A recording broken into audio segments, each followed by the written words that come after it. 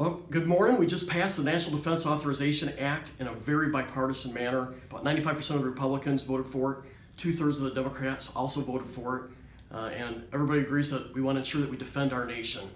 What we did this year is we built upon the improvements we made last year, where we plussed up the military funding by 10% to make up for the 18% cuts that occurred since 2010.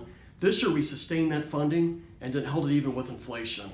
So the bottom line here is we just need to know that our military, we're getting it on the pathway back to health if we can sustain this funding for a couple more years.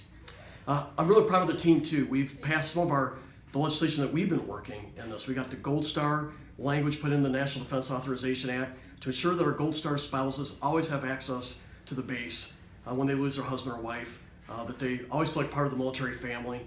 Expanded access to the commissary and BX, for example. We also made some improvements in our electronic warfare program.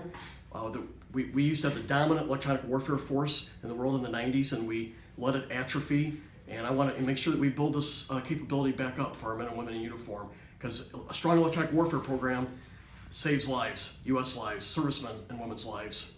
I also have a provision in there that will ensure that we keep our ties with Taiwan strong. And I also have language in the bill that will improve upon our transition assistance for all our men and women in uniform when they're retiring or separating out of the military. We want to do a better job getting our servicemen and women into jobs where they are needed in the private sector once they get out of the military. It's an honor to serve you in the 2nd District of Nebraska. Thank you.